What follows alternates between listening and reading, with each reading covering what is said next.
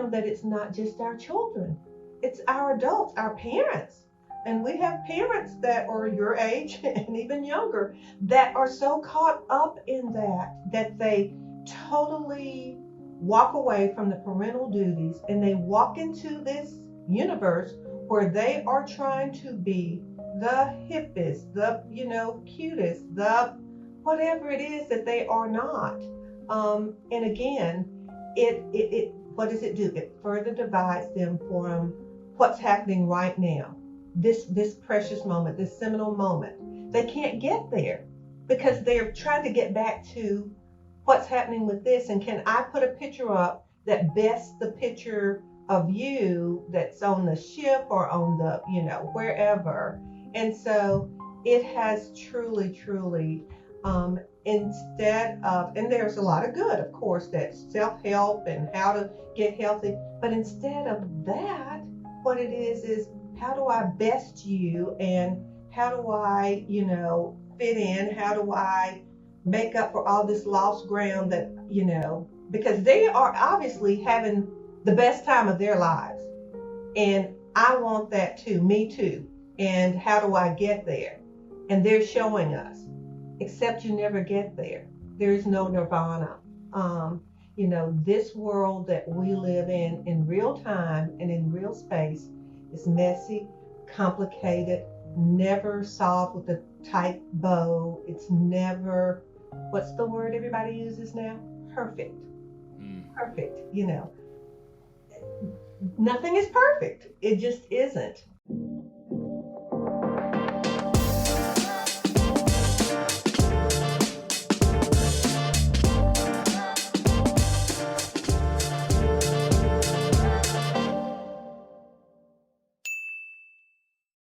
All right, guys, welcome back to a brand new episode of the Hart and Hustle podcast. Now, I'm incredibly excited because I'm talking to another amazing leader here across this digital table, if you will. Today, we're talking to Laura Cooper, who is the CEO at Lee County Youth Development Center. Laura, welcome to the show.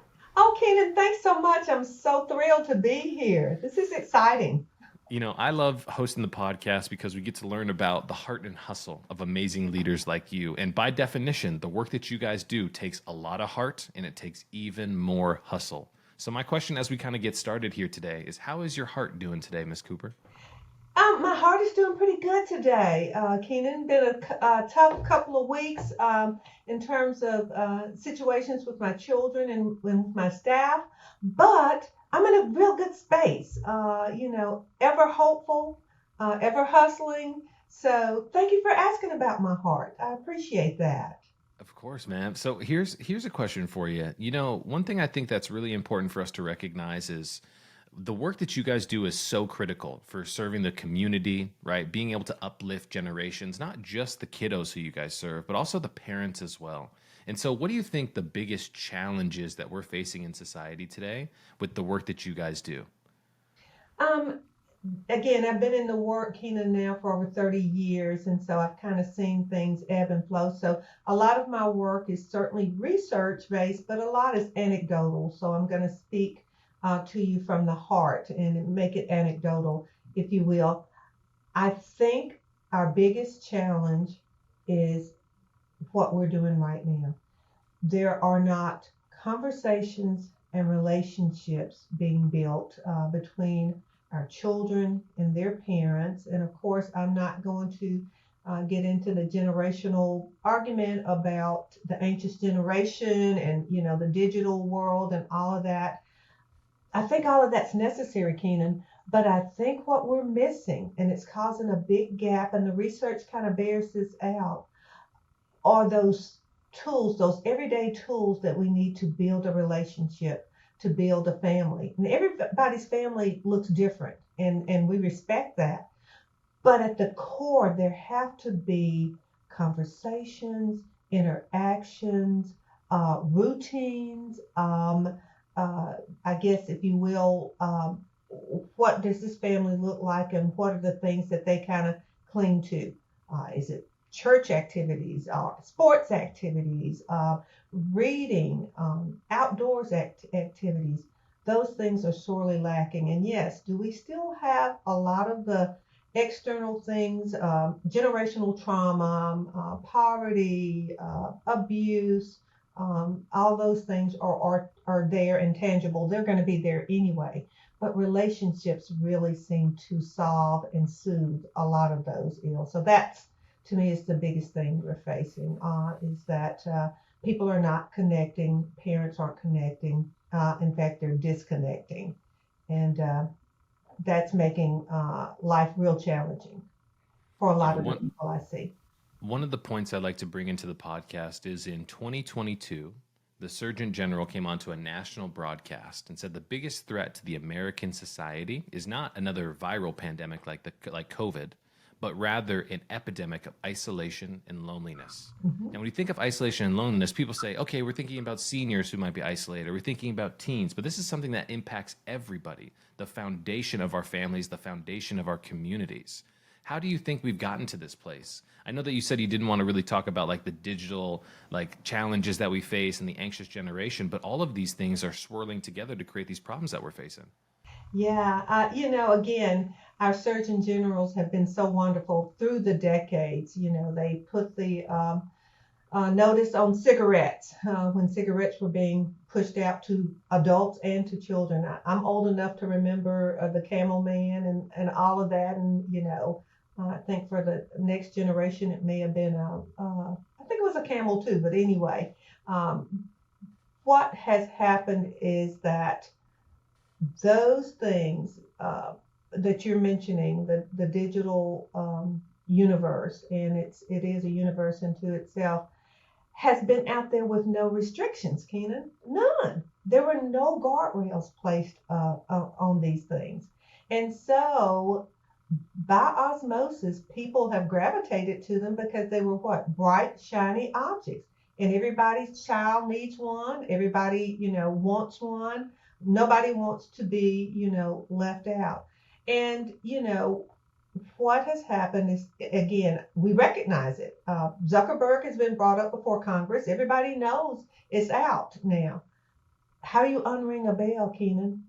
The bell has been rung, and people are truly, truly addicted. And again, you can have, is that the name of the movie, Everything All at Once at the Same Time or something like that? You Yeah. can have all these things going on, but then two things can be true at the same time. We need technology. We need all of these things to move America forward, to move the universe forward. But at the same time, you've got to have guardrails up around those things that can move us forward, because you've got children, I'm talking toddlers addicted to screen. And that has not boded well, all the way up to education. State of Alabama actually is pushing legislation at this time about telephones and cell phones in the classroom, and really pushing back hard on that. Again, the research is out there. Yes, there's a lot of good that having the phone and having the teacher interact through the phone with the student, a lot of good that's done, but it has not outweighed the bad. And that's the research finding. So again, they are pushing hard. There's legislation out there right now to remove cell phones from the classroom, not just because of the academic lack of attention that it has caused, but because of all the confusion and the anxiety and the disruption that it's brought into those classroom spaces, which really are sacred places where our children and our future kind of hangs in the balance. I graduated from high school in 2009. So I was born in 1990, graduated in 2009. And back when I went to school, you were not allowed to use your cell phone in school in general, right? You couldn't have it in the classroom. Teachers would take it away. You couldn't use it in between classes. Teachers would take it away. That's right. And that was part of something I became used to. And then as I got older, I started seeing that those rules became a little bit more lax. And my intuition started to go off and say, I don't know if we truly understand what's happening on these devices. People aren't just texting anymore, but they're accessing Snapchat and the internet and all of these things. I want to say it was 2021, right when we were going through the pandemic as a nation, there was a documentary that was released called The Social Dilemma on Netflix. And it was a breakdown of how powerful these social media platforms are, not because of their ability to distribute information, but rather to change your behavior in such small ways that you don't even notice it. And when I always like to bring this up, Yes. and I'd love to get your perspective on this as well. When I graduated from high school and I went to college was the first time that I experienced Facebook. Now, Facebook back in the day used to be a chronological documentation of your network of friends throughout the day. Somebody'd wake up in the morning and you'd see a post and says like, "Can somebody please turn off the alarm that's going off in the student parking lot?" People would comment and be like, "It woke me up too. I'm going to go get breakfast if you want to join me." It was a documentation of the day. And then all of a sudden, it became an algorithm that was designed by incredibly smart people like behavioral scientists to keep you coming back time and time again. And before you know it, the world of social media that we once knew that was a curated list of your friends became an access point to the world where you saw people from Dubai, in Germany, in Miami, Florida, in Las Vegas, in LA, and it started showing you these images that naturally took your mind to the place of comparison. I don't Mm, understand why these kids are more successful than me. Why aren't they dealing with the stresses that I'm dealing with? And that in itself was a negative spiral that started creating some of the tragic mental health struggles that the people go through today. correct, correct. You're absolutely spot on with that. And that's one of the reasons the first thing that we take from our children that live with us in our residential dorms. They come with a lot of DSM 5, 6 diagnoses, um, are those cell phones and electronic devices.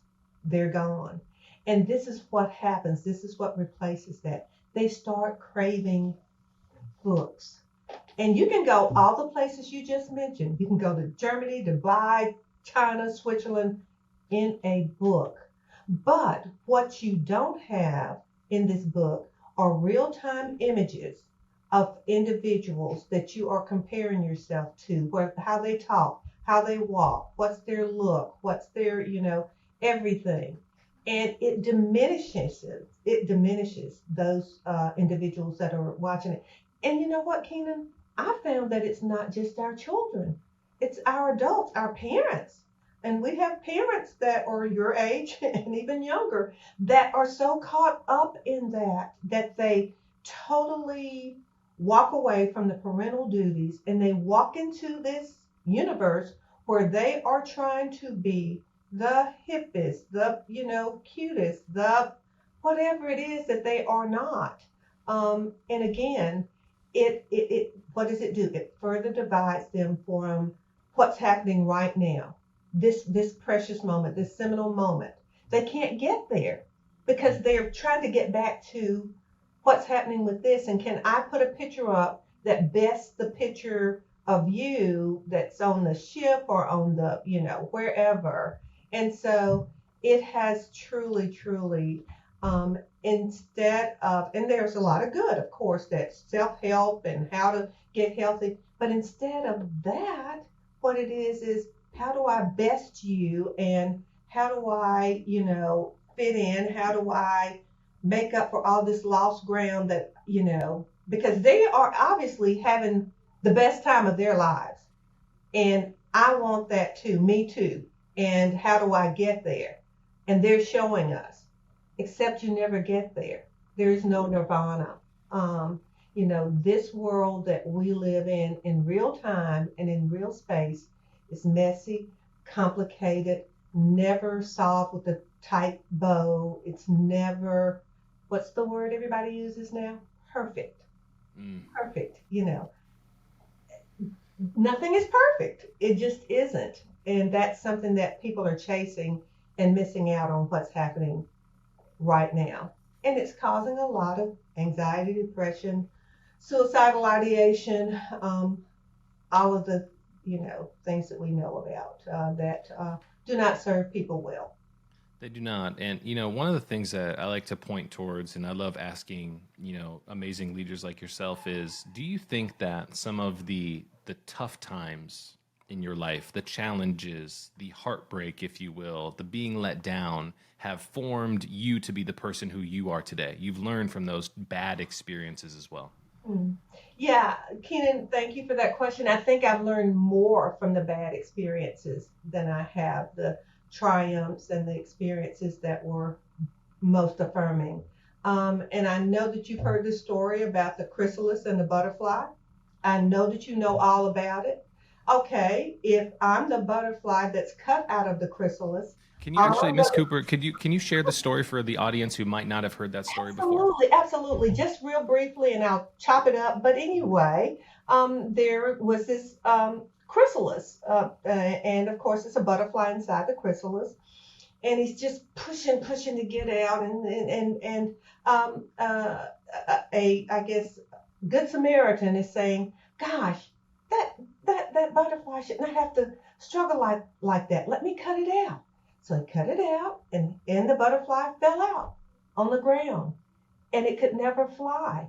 It just scooted around on the ground and finally died.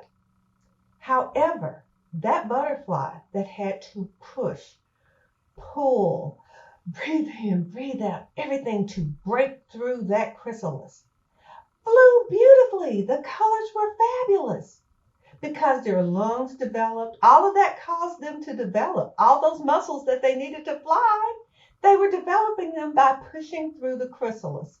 Again, that's life. If we don't give people opportunities to struggle, to fail, to fall, to falter, ask Jalen Hurts. He said, highs of highs, lowest of lows. That's what it was. What fueled his motivation to be the MVP and the champion, Roll Tide? What fueled that was losing 2 years ago. I don't know that he would be Super Bowl, champion and MVP had he not had that downfall. And before that, University of Alabama, you're benched, bye. You keep, that's what fuels the fire. I hope that really motivates a lot of people and encourages them, that story. Well, I commend you for throwing in the Roll Tide there because you guys should be proud of Jalen and everything that he's accomplished. But you're right. I mean, the struggles are the things that make us. The resistance that we see in life is what makes us stronger, Mm-hmm, right? I mm-hmm. mean, if you were to think about, if anybody who's listening and watching today has been blessed enough to bring children into this world, right? You do have to let your children fall. You do have to let them get up. You have to let them stand. You have to let them struggle and trip.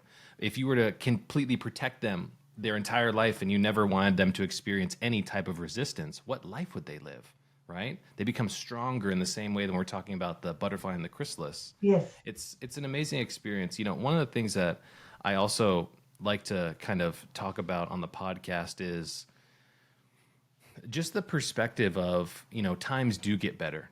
Often we think that escaping from moments that make us feel uncomfortable is the best thing that we possibly can do in a moment. That's one of the biggest worries that I have, Laura, about these little devices. I read a book back in 2021 called Indistractable by an author. I forget his last name, but his first name's Near.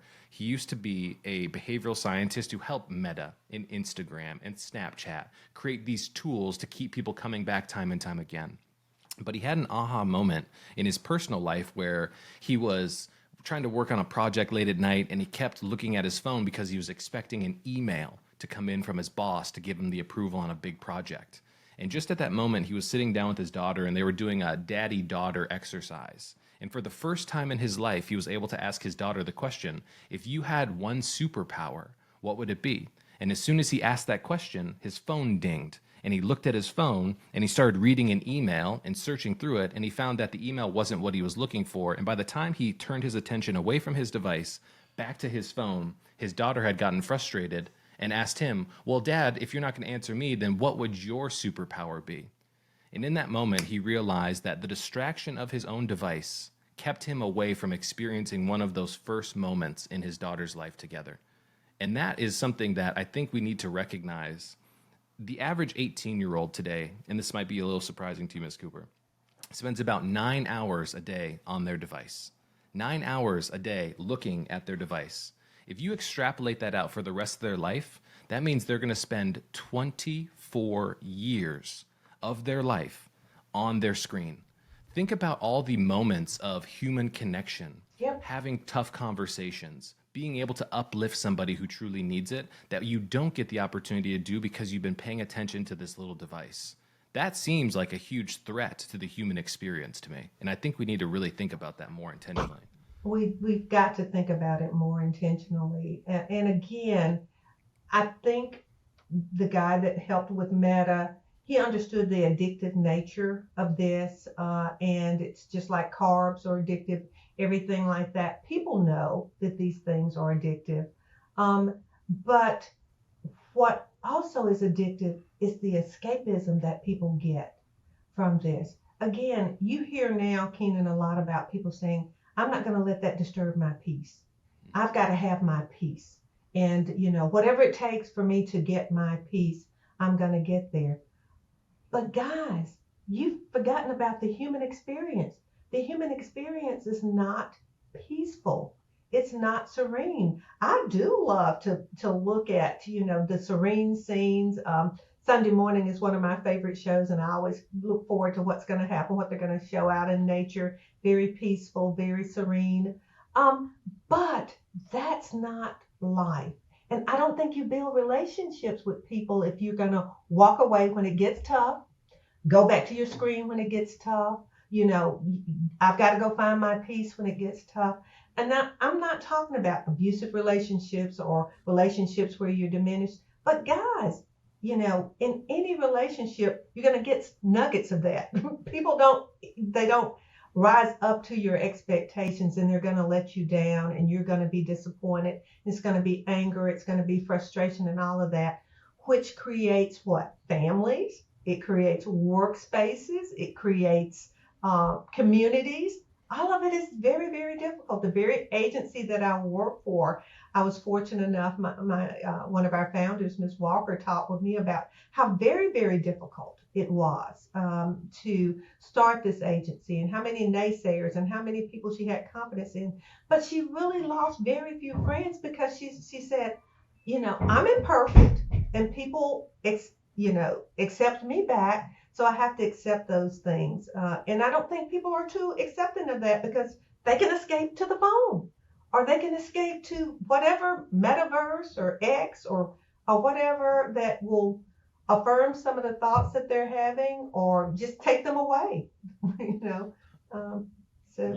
I think one of the most important skills that I can kind of tie into this is the ability for us to regulate our emotions, Mm, right? When we have that sense of escapism, and this is what Nier talks about in his book, he said, we've seen a prevalence of like ADHD diagnosis with the younger generation. And my question is do we truly have a generation that's suffering from attention deficit disorder, or do we not know how to regulate our emotions? Because anytime we're in public or in a personal situation where we feel uncomfortable, a little uneasy, a little anxious, what's the first thing we do? We escape to our device to feel comfortable. And so what is the future going to look like for a generation who doesn't have the ability to regulate their emotions, to sit in that moment of discomfort so we can come out the other side and realize that it made us stronger? I mean, my question for you, Ms. Cooper, is how are you leading the organization, right, to inspire other people to do this important work, to be able to serve a generation that needs so much more support than ever, not just the kiddos, but also the adults as well? yeah. Thanks for that question, Keenan. I think I'm leading by being present. I want to be an influencer, not for, Starbucks or whatever. That's all great. I want to be an influencer for humanity. And so, do I show my humanity to my employees and to my children? Do I show my vulnerabilities? Do I say I'm sorry? Do I show them how you kind of get through very difficult situations? I question myself about that all the time. And I've just read a great book, The Obstacle is the Way. And who's the author? Ryan Holiday is the author. And great phrase that's kind of toward the back of the book is leading and being intentional about it. And the Germans have a phrase for it. It's called Sitzfleisch. And translated, it means sit flesh, that you need to be seated, grounded, present in order to be that impactful leader that you want to be, not just in the great times when it's rah rah sis kumbah, but in those dark times where things are going all wrong, are you going to walk in the room and melt down with everybody? Are you going to walk in the room with confidence saying, hey guys, we're going to figure this out together. It's uncomfortable right now, but we've got to figure this out. Not because of us, this thing is greater than us, but because it's the right thing to do. And so, yeah, what did Scarlett O'Hara say? I'll worry about that tomorrow or whatever. We have, I have other times to melt down and fall apart. This is not the time. So I'm hoping, Keenan, that's what my team of professionals would say about me, because again, I learned just I learned just as much from them, hopefully, as they learn from me. Through all of their falters and triumphs, I try to learn something, and always, always try to be a better version of myself today than I was yesterday. That's a challenge. So I'm challenging me first, and hopefully they're seeing that. I look at that as through the lens of ultimate accountability, right? We Mm, first must be accountable to ourselves because we have that little voice in the back of our head that's telling us we're either being the best version of us or we're not, and we know we can do better. And we hold ourselves accountable. That sets the tone, right, as a leader for everybody else to measure up against.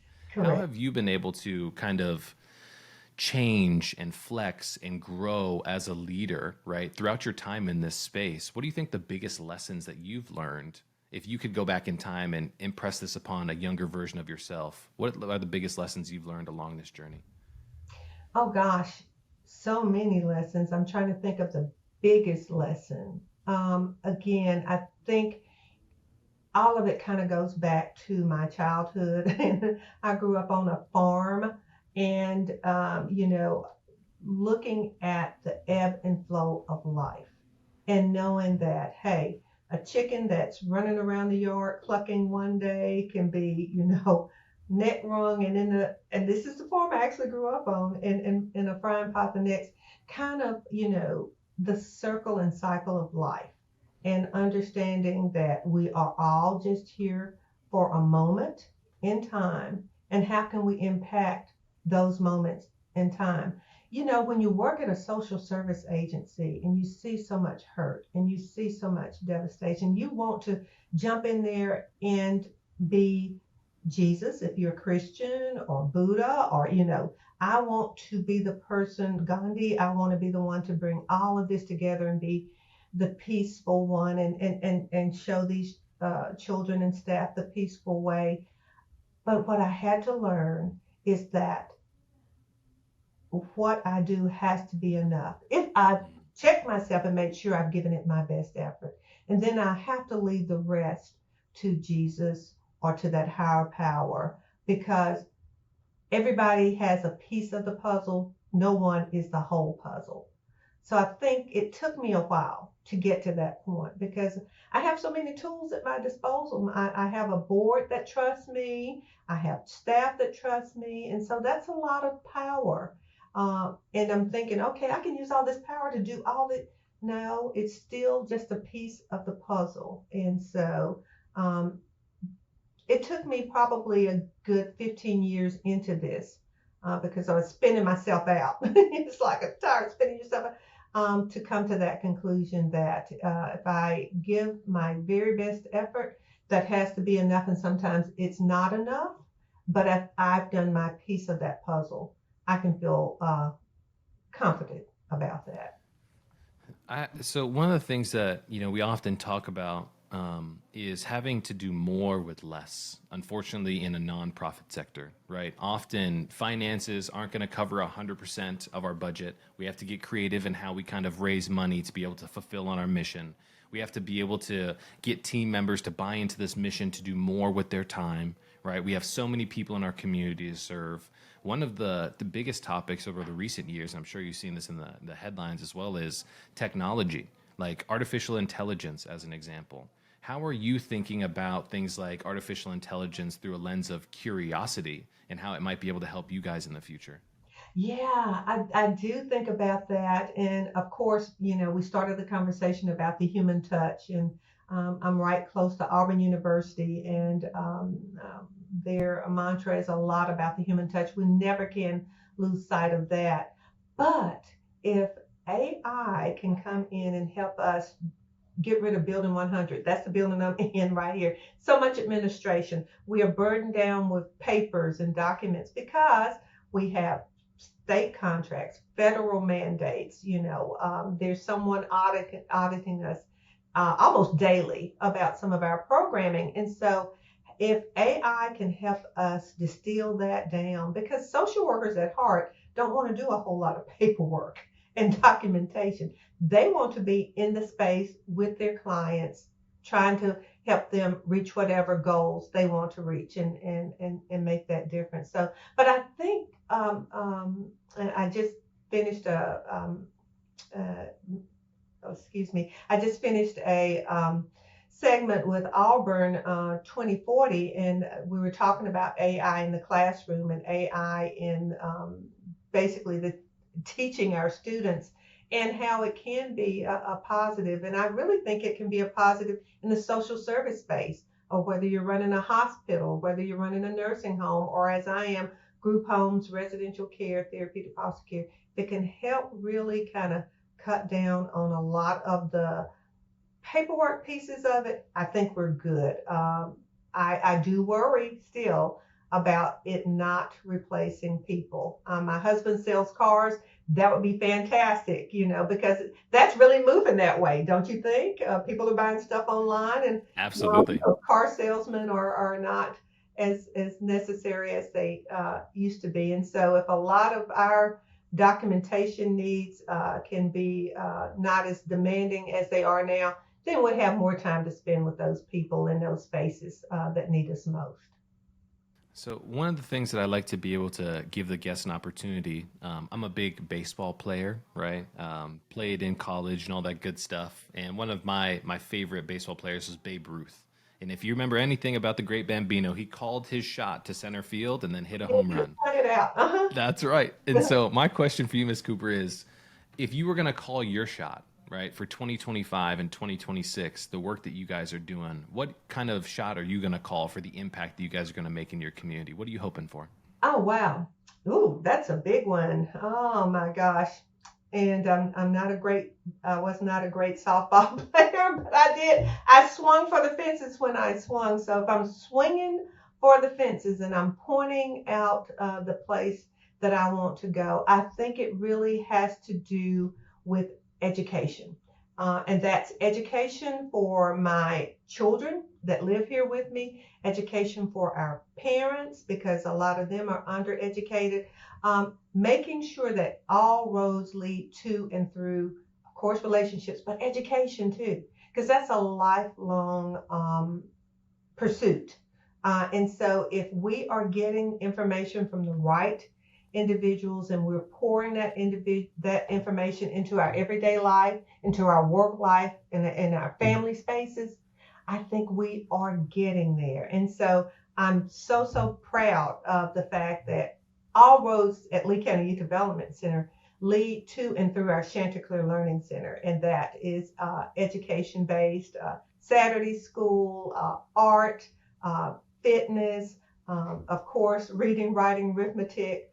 But we really are passionate about that. So I'd be pointing to education as the space that I want us to really go boldly into the future there.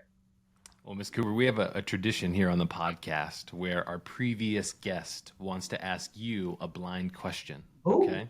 Now, this might be a little interesting for you with all of your experience in this space. So I want you to put your curiosity and creative cap on here. If you had to go back and restart your professional career all over again, and you had to work in a different space, what space would you work in and why? Ooh, my goodness. I've been in the human services space so long. Oh gosh. If I could go back and I didn't want to select, yeah. You couldn't. It was off the table. I couldn't select it. Gosh, it's funny, but I think I would love to be in the retail space with fashion, because I think fashion makes people happy. And I love that. I think it's something that's ever changing. People love to shop, whether it's shoes, jewelry, clothing items. I think I would love to outfit people. I would love to learn more about the structural part of pulling fabrics together and making people happy by putting clothing on them that makes them feel good and makes them feel confident. That's a long way away from human services.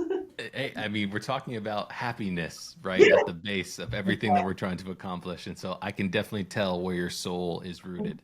For everybody who's been tuning in, watching, and listening today, Ms. Cooper, I just have to say you easily to understand how you are the definition of heart and hustle and why you're on the podcast. I can't thank you enough for the work that you do and showing up and advocating and pursuing a happier, healthier, more connected community and the work that you guys do. Seriously, thank you so much for joining the show. I really appreciate it. Thank you, Keenan, and thank you for what you're doing. Thank you for shining lights everywhere, all through the universe. And you just keep right on grinding. Keep on with your All right, hustle. guys. We'll catch you in the next one. That's a good one. Bye All bye. right. Bye bye.